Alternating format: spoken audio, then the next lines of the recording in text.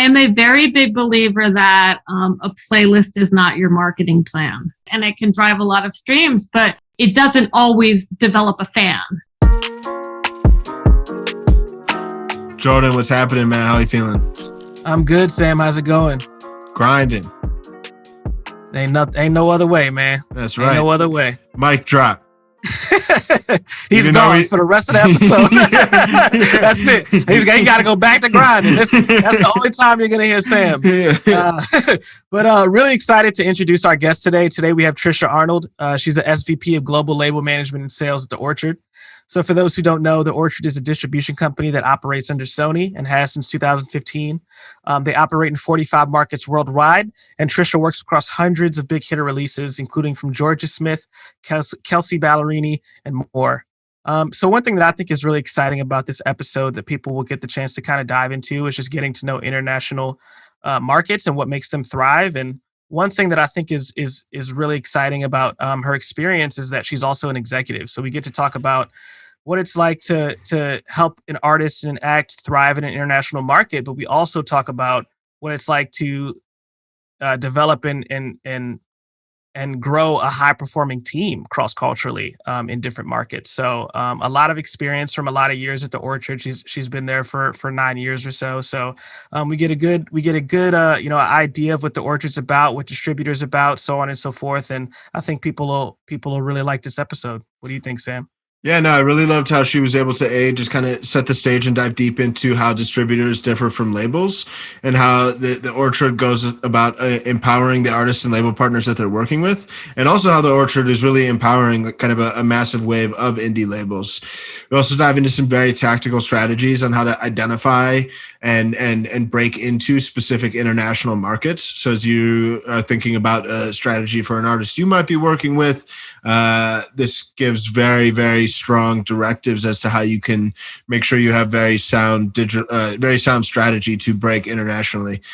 With that said, also dive into holistic marketing strategies, why playlisting alone is not the answer, and really also enjoyed her speaking to those different effective marketing and management tactics. So really excited about this episode. If you haven't already, do want to encourage you guys to check out our Patreon. We have some really awesome conversations going on in the Discord, some good networking, trying to find really awesome ways to help kind of community network with each other and help everybody succeed. That's why we all out here. We want to see everybody win. So go ahead, check that out, musicbusinesspodcast.com/community. But without any further ado, Tricia Arnold. Hey, Tricia. Hey, how you doing? Good. Thank you for virtually coming out again. It's so interesting getting to interview people wherever they are in the world. I'm in Virginia. Sam is in Wyoming. You're in New York, but glad that we could connect. Very happy to be here. Thanks so much for having me. I'm actually in New Jersey. I'm in Jersey City. So nice. We won't tell anybody. Shout out to Jersey. Yeah, I was in New Jersey right before this too. So shout out New Jersey. Somebody called me with a 732 number the other day, and I was like, "Are you from New Jersey?" So shout out New Jersey too. Yeah. Cool. So I guess just to kind of lay the groundwork, can you kind of break down your role at the Orchard for us and what your goals are within the Orchard? Yeah, sure. So I oversee our sales and label management teams outside of North America, and defining North America as the US and Canada. So Mexico sits under my remit as well. So we have over 45 offices globally. And, teams in those offices working with retailers in their markets and also working with our labels that are in those markets. So I oversee both of those teams. On the sales side, I'm really working with the teams that are pitching into retail, working across our global strategy for our global priority releases. And on the label management side, working with those teams to really develop processes to scale our business across the territories we're working, scale our business and provide value to our labels that we're working with, as much value as we possibly can. Awesome. I love that. So I think too, just to like really set the record straight, I think a lot of our distributors operate very much in tandem with lots of record labels. Can you just speak a little bit to the what kind of distinguishes the two and kind of like what specifically your focus is as the Orchard and as a distributor and how that differs a bit and what you guys don't do relative to record labels? Yeah, well, I started my career actually working at a record label. And I think kind of the lines have maybe blurred a little bit more over the last couple of years as, a lot of labels, we're working with a lot of indie labels. And so many of those labels don't necessarily have the big infrastructure that a major record label would have. So, they don't necessarily have in-house people providing doing advertising or doing sort of doing like different promo aspects or release strategy and different things like that. So I think, in the distributor sphere, like we introduce as many services as we can to really provide that extra value to our labels for things that they don't necessarily have the resource to do in-house. But distribution at its core is really, taking the music from the labels, getting it out to services, both physically and digitally. And that's at the core what it is. But then it's the additional services that you can layer on to really provide value to your labels and partners that you're working with. And, it's a lot of labels that we're working with, but we also work sometimes with artists directly as well, if that's what the artist, their setup is.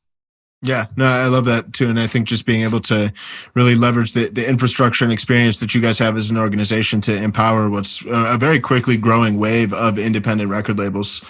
When you think about the difference between, I know on the flip side too, there's been a lot of like DIY distributors, but I think there definitely is a kind of white glove element. And I think that the resources and connections that the Orchard has definitely like set it apart. I'm curious from your perspective, kind of when you think like, don't necessarily need you to like pitch us on the Orchard, very like credible company, but like, if Jordan's releasing his long awaited EP that he's been cooking up, what would be the value, and has potentially an indie label partner and they're considering working with the Orchard versus working with a DIY service? Like, what are the core elements of how the Orchard actually helps these indie label partners rather than what he'd be able to get from a DIY distributor? Just like DistroKid or something like that. Yeah, sure. I mean, that's one of my favorite topics, actually. Mm-hmm. It's the additional services that we can bring in. So, you can release through a DIY kind of platform, but we really try and work with our labels and artists on release strategy. We've got the scale to get into retailers and digital services all over the world, like whether it's the big global accounts that but also a lot of the smaller accounts that might be specific to a different market. So we have a lot of platforms that we can deliver to. And we also have, it's that scalability of our team as well. You can do a DIY service, but we've got people all over the world who have those local connections with retailers and are having those conversations about the releases that we're putting out, and can kind of get you more in front of the different services in different territories when there's opportunities for you. And our teams can also advise on like what those opportunities in the markets could be, the things that matter for their territory and can help move the needle. We also offer in-house advertising services, neighboring societies, sync, we do sync for our clients. And there's a lot of different services, rights management, YouTube optimization, all these different things that you can do to really sort of maximize your opportunities for revenue and look to develop audiences, drive engagement, and really kind of get as much happening on your releases as you possibly can. Yeah. When it comes to the side of, and I love too, just the importance of the local strategy there and the local relationships too, because I know we actually had somebody on from the kind of the Spotify international expansion team, and she was really speaking as to how much work they really do to localize their efforts, whether it's regard to local playlist curators or different local activations. So definitely see like major value with regards to the side of being able to have a really strong read on that and be able to leverage the relationships you have with the different retailers and DSPs to have and be able to kind of match make those opportunities with the artists. Whereas on the DIY side, it's kind of just like, yeah, sure, it's live, but not much support past that. Yeah, I think it's really important to, and I work in international, and that's what my career's been in. So I think it's really important to have that kind of knowledge base locally in different territories, because territories are all very very different and very particular, and things that move the needle in one territory are very specific to those territories. You can't just say, oh, I'm going to record a song in Spanish and that means it should be big in Latin America. It doesn't really work that way. You have to work your release and set up drivers in different territories and think about the places where it fits. If you're thinking about playlisting and things like that, think about the places where it actually fits in those different markets. I think that value really comes to having people on the ground, and people on the ground who can also help connect you to, if there's promo or marketing companies that you want to look to hire in a different territory. One thing I actually forgot to mention in something that's very important in what we do at the Orchard is data, and using data and leveraging data and showing a lot of data to our labels and our artists, so that they can look, very easily see where there's opportunities for them, where something might be developing that they were unaware of. And maybe they should think about doing some advertising there, or they should think about investing in some promo companies there. Right. Speaking of different territories, I guess I kind of have two questions. One is, what are the different aspects that you think you kind of need to know for each market in order to be successful in it? What's some of the information that you get for those people on the ground? And how do you keep your finger on the pulse over time? How do you make sure that you're kind of staying on top of these trends? And what does that kind of look like? And how do you mobilize your team in order to kind of have this brain trust of information in order to be successful in different territories? I think the one way we at the Orchard really kind of keep keep the pulse on what's happening in different territories is we communicate a lot. Like, we communicate across our different territories. We have several different times when we just all sort of like hop on calls or hangouts and just kind of like update each other on what's happening in different territories, and really kind of brainstorm together on projects that we're working with. Like, okay, we've got this project and, this territory is an area of focus. What should we be focusing on there? What's going to move the needle there? I think just really in that aspect, communication is absolutely key. I can sit in Jersey City and, be doing international, but I really just need to constantly be communicating with different territories and hearing from them and, getting to visit them when you have the opportunity to. And I think that's something really important for people to take on as well. Actually going to a market and, taking the time to, be actually in the market, meet people in the market. Nothing gives you that same kind of experience as sort of actually being there and that face-to-face experience with, I know it's a kind of weird time during COVID to be saying that, but it is a really invaluable experience. I think when you're working in different territories, you really need to think about what matters for that territory. You need to think about you can't just expect that you'll get on a playlist and that's necessarily going to break you in a territory. You really need to invest in a territory and think about, doing a specific, the way that if you're setting up a release in America, like you're going to want to have marketing drivers and you're going to want to have your marketing plan specific to what's happening in America. Well, you just need to be thinking about that in every territory where you're looking to develop your artist. Are there different influencers that you should be working with in different markets? Are there different ad platforms that you should be looking at or investing in? And just really building out plans very specific to different territories. Just out of curiosity, how much is like the country's political climate or economical climate or kind of any of those like high level things? How much does that come into conversation, or not necessarily? Is it more so like hyper focused to music? I'd say overall, like sometimes things like that can come up. I'm actually trying to think of specific examples. Well, I mean, one really big example right now that a lot of people are working through is Brexit, of course, with the UK. I also work across physical distribution. And so a lot of the challenges that have happened with Brexit have really affected, kind of the way that you do business on the physical side. So things like that, but it's often things that have an effect on what's happening in the industry, essentially. Right. Cool. And then also, we just spoke of kind of a lot of variables to pay attention to. How do you, there's one thing for releasing music and making sure that it hits the market in the way that's appropriate for that market. But how do you manage high performing teams across borders where there may be cultural differences in people's backgrounds that may influence the way that things are interpreted or anything sort of like that, for example? Yeah, I think that you have to be really hyper aware of that when you're working across different territories and that there are cultural differences.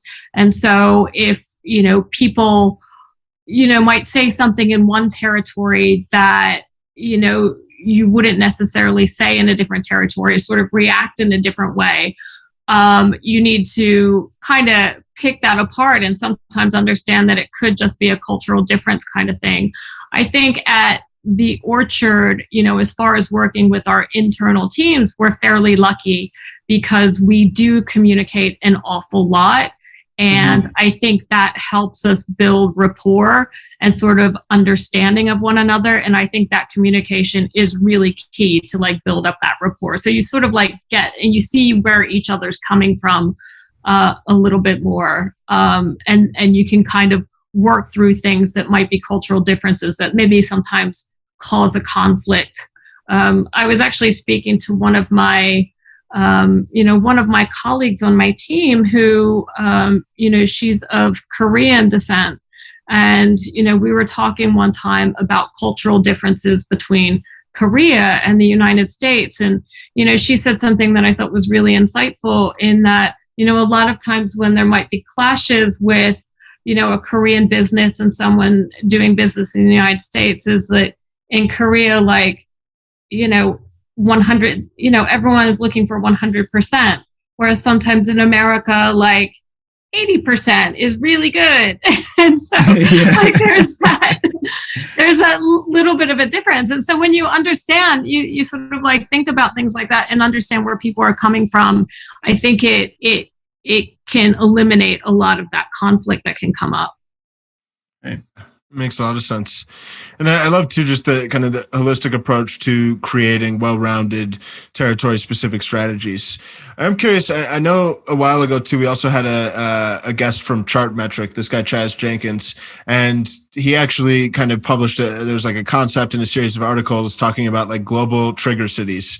And what they essentially did was a handful of research that was looking into some of the markets that you might not necessarily assume as being the cultural capitals and tastemakers of the world, but according to the data they pulled in May 2019, which is when it was pulled, it was Mexico City and in Santiago, Chile, were the biggest cities in Spotify. And that if you, in theory, could help drive a lot of adoption in those markets, it could help kind of lift the stock and help drive awareness in other markets.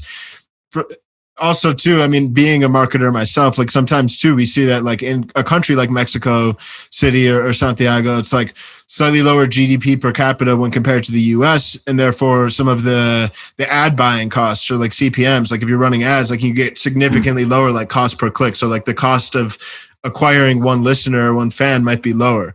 So long-winded question, but do you feel when you're looking at what territories do you want to target in your experience, have you found markets that might not intuitively be oh yeah, London's a global capital as well, but instead Mexico City, they dominate Spotify. If we can break in Mexico City, it'll help us break in other markets.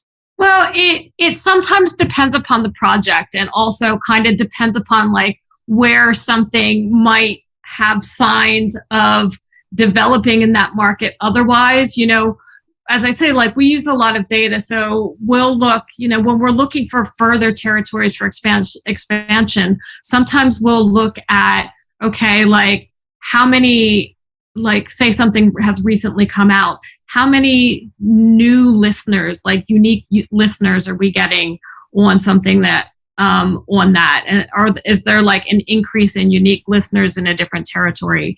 And kind of looking at different metrics like that to think about where we want to be targeting next. And you're right, taking in things into consideration, lower cost to the market. You might want to do a radio campaign in France on a Latin title, for example, because you can do a radio campaign in France relatively cheaply compared to what you would do it in America. And it can have like a really strong impact then on your streams. Like it can really help build and grow something within the market.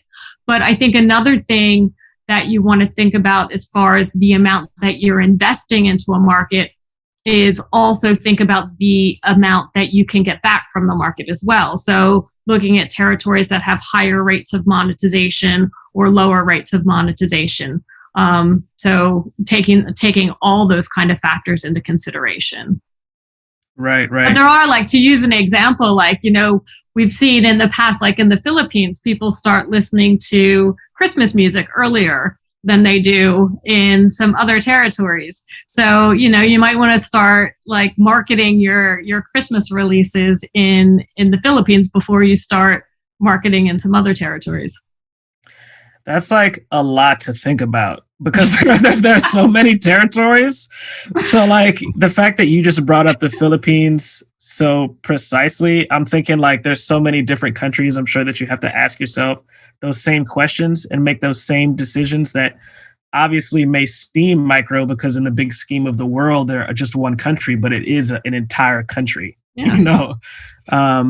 That's awesome. I guess to kind of piggyback off that, what is the general structure? Like kind of break down the structure of a team that's your team and kind of what it looks like from you down or from your boss down or whatever you think is relevant, I guess, to kind of accomplish those goals. Yeah, well, there's a couple different teams that I work with. So because we are working very globally, I oversee directly a team that sits in New York that really works. It's our international label management team. And they are really working with a lot of our projects that are like really big global projects. So things that, there are a lot of drivers in different territories and an artist has a following in different territories. Often there's a physical element involved in it. And also working with we also work very closely with our other territories on releases that might be originating from elsewhere in the world that are looking to really develop an audience in the United States, or say something's coming from Asia, they're really looking to develop in the United States or perhaps Europe or in the West a little bit. So we've got that team. But then, as I mentioned kind of earlier, broadly overseeing the label management and sales teams outside of the US and Canada. So, those people that we do have, we do have those people in the ground in the different territories who are pitching retail, like the local offices of Spotify and YouTube and Apple and all those. But then there are also so many other DSPs that are particular to different markets that, we don't, you might not have heard of in the States. Like there's KKBox, there's Clara Musica, there's VContact, there's, a whole wealth of other companies out there that, are very specific to different markets. And so people are talking to those accounts as well. So all of those teams, and then, our global label management team, which is a pretty big team because, in all these different territories, we're working with labels within those markets. And, one thing that's really evident, like music has also become very local in the last couple of years. Like if you're looking at the Spotify charts in different territories, like, if you look at the Spotify charts in Spain, it's going to be a lot of Spanish artists. If you look at the Spotify charts in France, it's going to be a lot of French artists. And so markets have become very local. So we have a lot of people working with our labels and artists in different territories and working directly with them. It's really key to sort of like build up those relationships with labels that are based in wherever we are as well. And I think we are very strong in a lot of territories because we have those great labels from all over the world, and that just helps us both with our retail discussions on those releases, but also on any sort of developing global priorities as well, because you've got that strong local content. So as you're talking about like your strong local Spanish artist, you can talk about this artist who's coming in from the United States who's looking to develop their audience in Spain as well. Yeah, no, it makes a lot of sense. I'm curious too, because you're mentioning locally and kind of nurturing those relationships with a lot of the local like DSP offices and doing kind of tailored playlist pitching. Having seen and probably placing tons of songs on different playlists, I know playlists, a lot of emerging artists feel like it's like this do or die thing that's going to help like launch them into another stratosphere. And then on the flip side, sometimes you see like a song get placed on a major playlist and maybe it drives a lot of streams, but they don't necessarily become like retained fans and actually convert to like listeners or followers on Spotify. So from like your perspective, having kind of marketed and promoted music for so long, like, how important do you feel playlisting is to breaking artists and not just breaking songs? I am a very big believer that a playlist is not your marketing plan. Mm-hmm. Getting on playlists is great and it can drive a lot of streams. But as you say, it doesn't always develop a fan. There's plenty of instances where there are artists who are very big on Spotify and they're getting a lot of streams, but you go to see them at a show and there isn't anyone there. So I think playlisting is one part of like an overall strategy that you need to develop your artist. Like it's one part. And and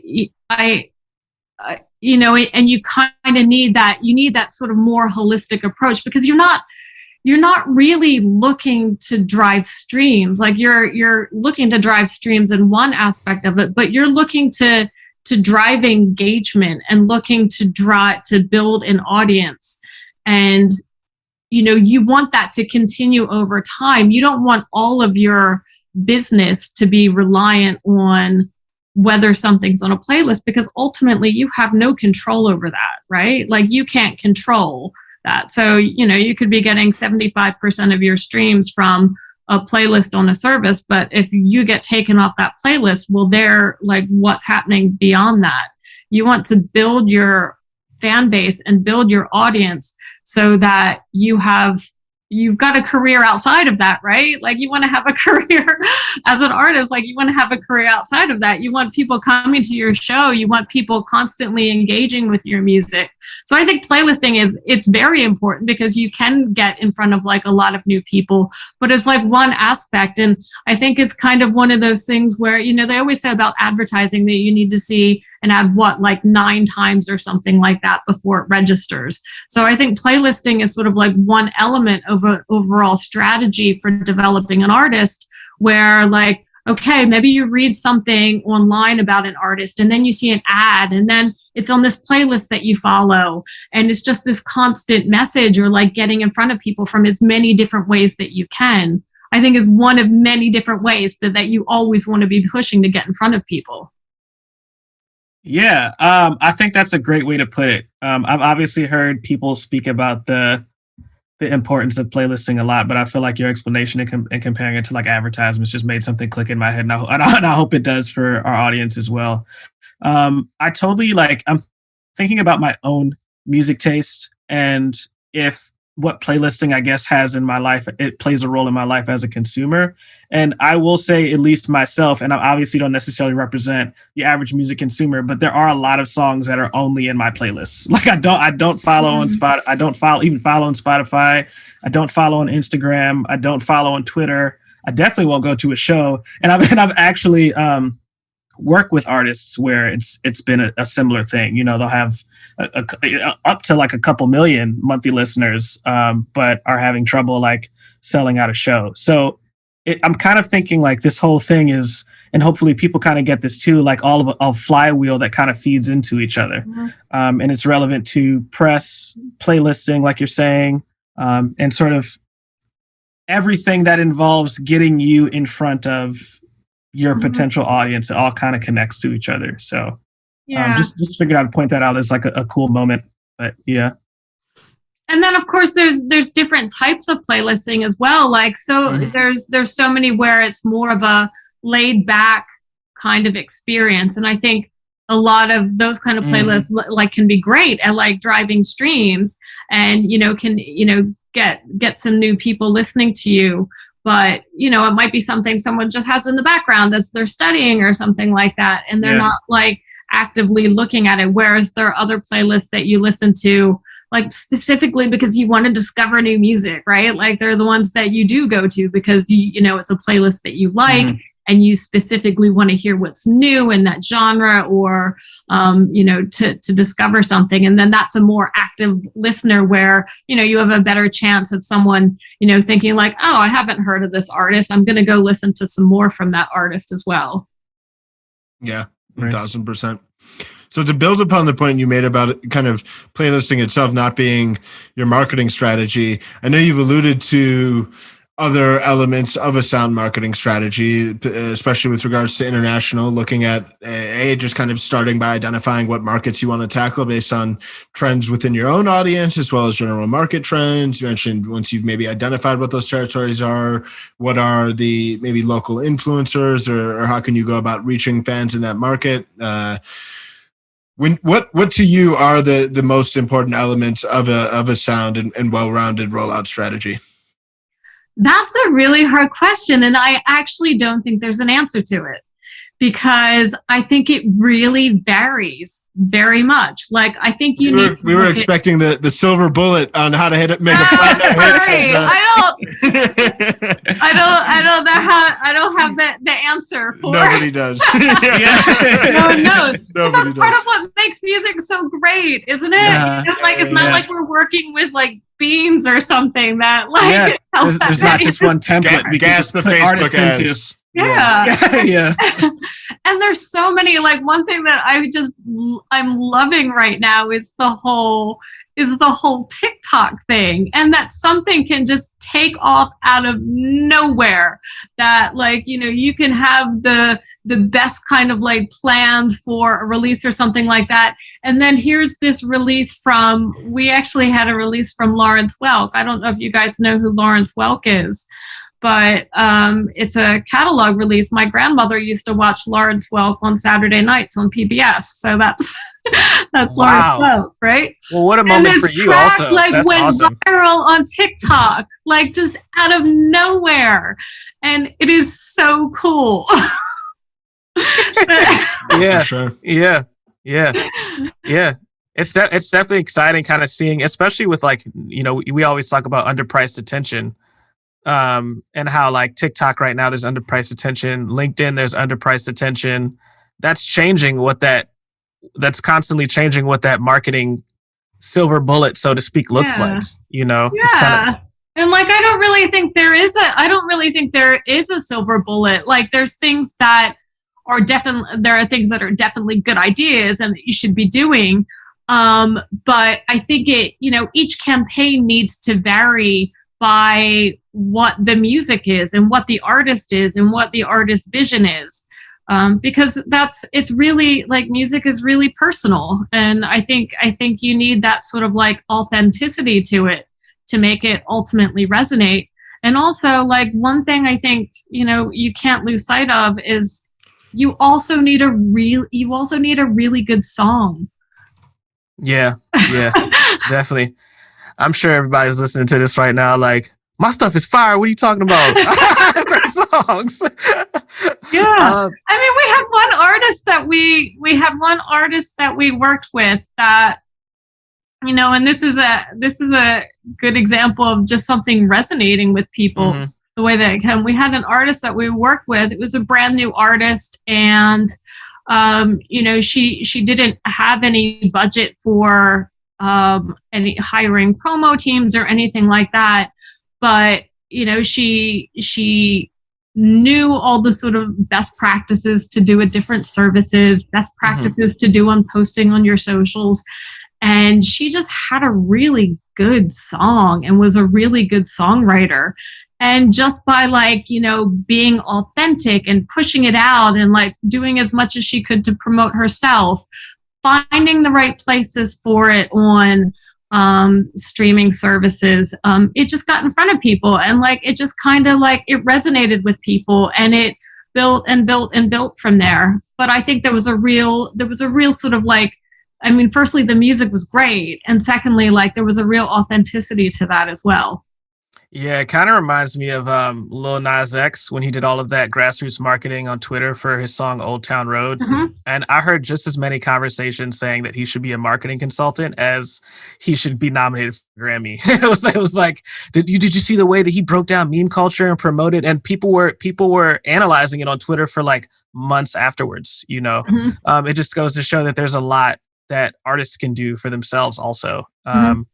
Cool. I guess one question I kind of wanted to pivot to is what do you think, when do you think is the moment a record label should start looking for a separate distributor, I guess? And what do you think are kind of the signs of a record label that may potentially work with a business like the Orchard? Like what are some of the things that you think are important for labels to do going into business with distributors, and what do you think they should do kind of prior to that kind of leads them up to that point?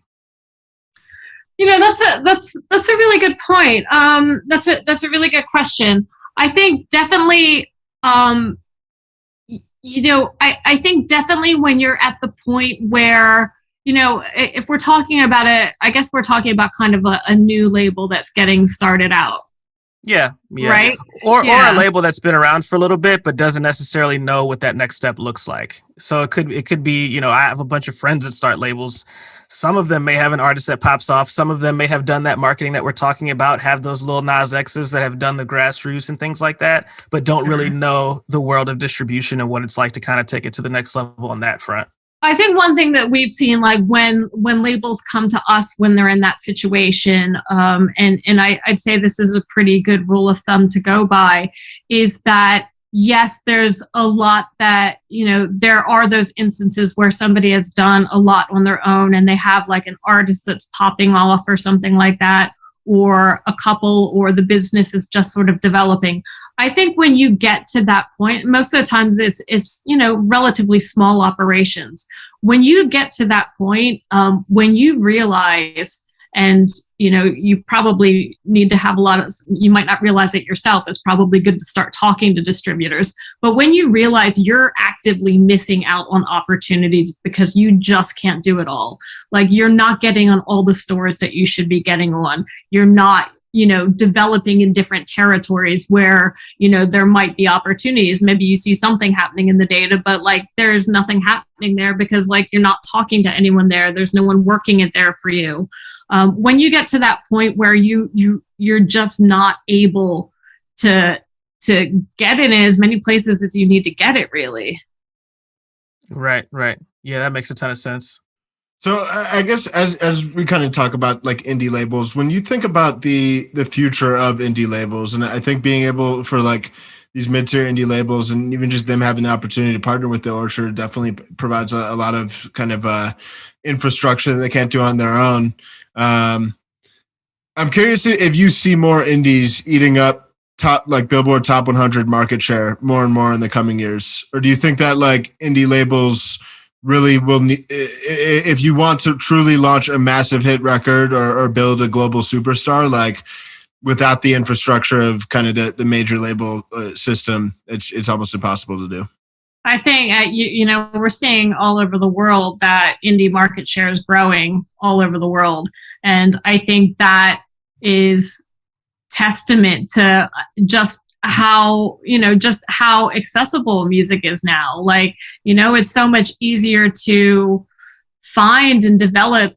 It's so much easier to find and develop things where you wouldn't have had an opportunity before. Like, look, when you're going back to the days where, everyone's releasing CDs and that's where how everybody listens to music, there's so many barriers to entry to that, right? Like, you need to actually produce a product and ship product to different territories.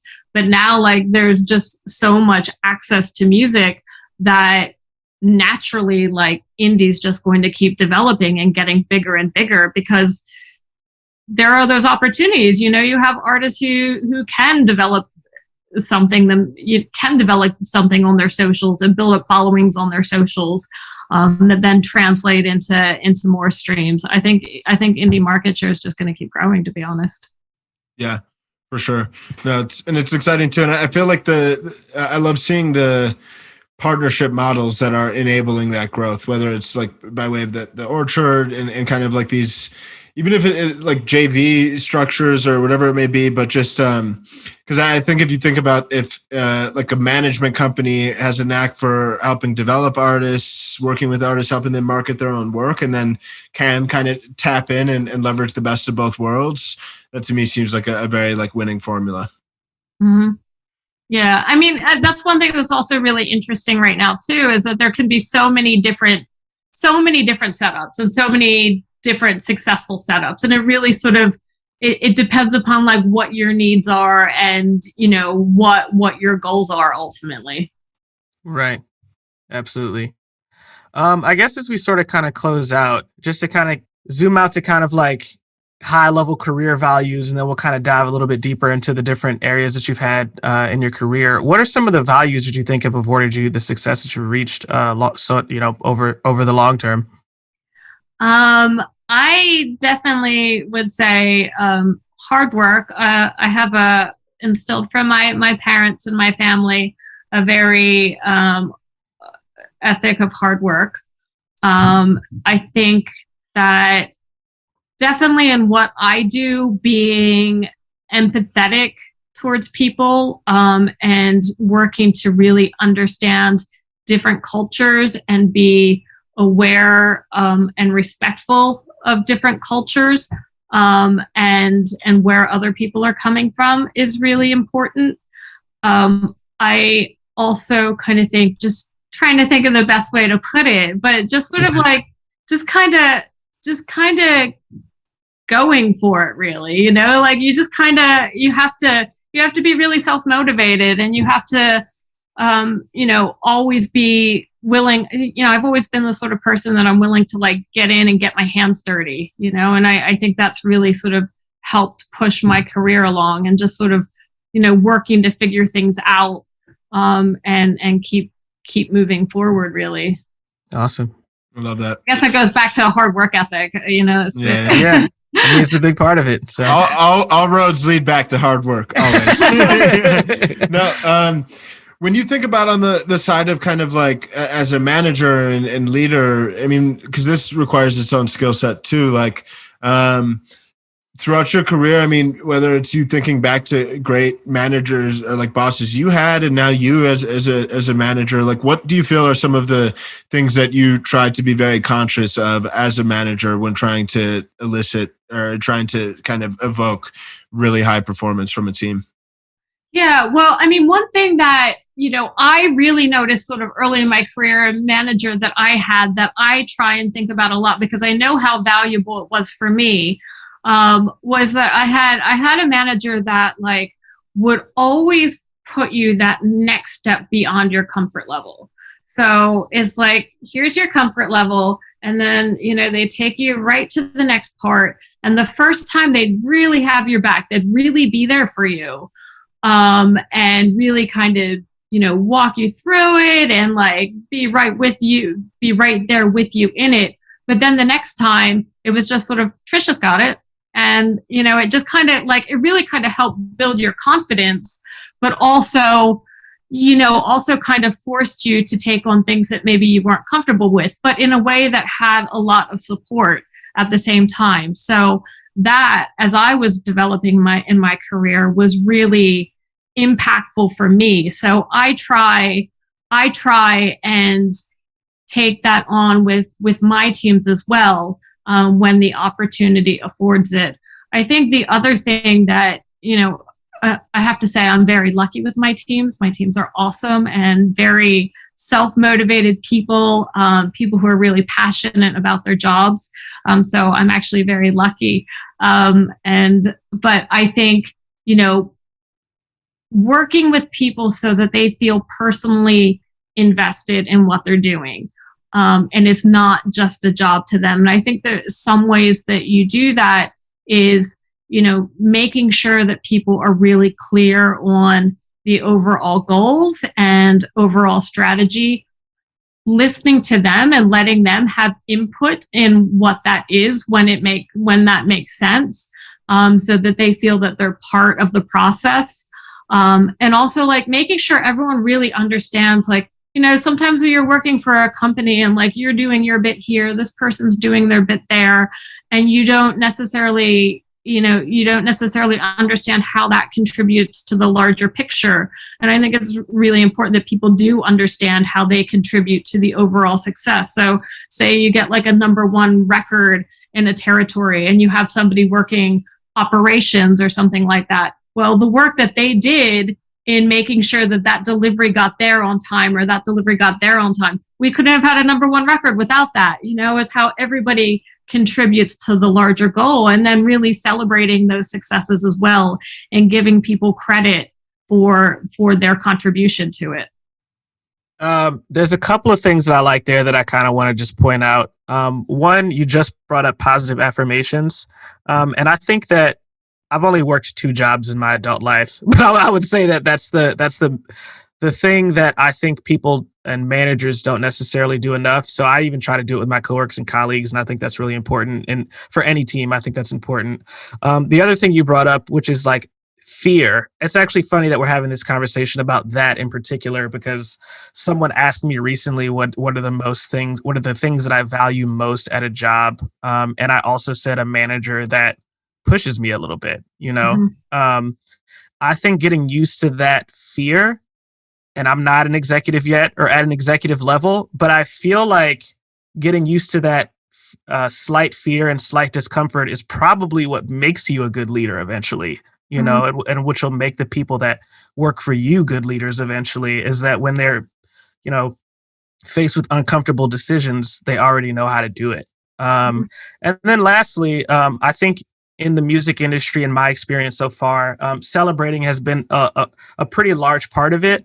But I do think there is a small part, or not a small part of it, a significant part, because it's influenced me somewhat, but definitely a part of it that's like, okay, but we got to keep going, but we got to keep going, but we got to keep going. So I really appreciate you kind of taking the time to also say, like, celebrating those moments, making people feel great for their contributions, kind of living in it, and then moving forward, because that journey and that progress, I feel like, maybe it does at some point, but I feel like it doesn't stop. You're accomplishing things 5 years from now that you didn't think you could accomplish. And I'm sure back then you probably thought, oh, that was it. That's probably the mecca, but then there's another goal, Yeah. So celebrating those small moments is kind of what differentiates them. Yeah, I think that's a really good point, Jordan. And, kind of recognizing that everybody's on a path, and everybody's, they might be in different places in their path or different places in their progression. But, even as a manager, or even like as you get to executive level or something like that, you're still developing in your own career. And, that's a good thing. You don't want to stop developing your own career. That would be boring, right? So everyone's still developing. So I think also really thinking about, like, even as a manager yourself, thinking about your own path and like how you want to develop, and then, what's important to you as you're on that path, and like thinking about those things and how your team is looking to you for that guidance as well. And, something else, like on, thinking about the positive affirmation, I think it's also really important to give feedback at any time, like positive or negative. I think that, people hate giving feedback more than they hate receiving it. And people are much more nervous about giving feedback than receiving it. And I think that ultimately, like the teams that I've worked with, everyone's always really happy for any kind of regular feedback. Whether it's saying, okay, but maybe we should do it this way next time, or have you thought about that? Or whether it's saying, yes, this is awesome, or something like that. But kind of that constant feedback, and also having a real open door at all times for people to talk about their career goals and career development. Like it's not a yearly conversation, or it shouldn't be a yearly conversation. Right. Because these are things that are in the forefront of people's minds, like every day, like when they go to bed at night or something like that. It's a constant thought and progression. Awesome. Well, Tricia, again, want to thank you for virtually coming out. I think there's so much that people can learn from in this episode, and I'm really excited for it to release. Hopefully you had a good time. Well, thank you so much for having me. It was really awesome to spend some time chatting with you guys. Awesome. The pleasure is ours. Thank you so much, Tricia. Take care. Man, really enjoyed that episode. I think her experience clearly shows. We definitely threw a lot of challenges, straight to the point questions, but I think she had very succinct, potent, valuable answers for every single one. Also, personally, really excited just to see how they continue to grow and serve indie labels, because I think there is kind of this infrastructure that they're able to provide, given the scale that they're operating at and the sorts of relationships that enables them to create with different DSPs. So I think really excited for what she had to say, and then also just for the work that the Orchard's doing. What stood out to you?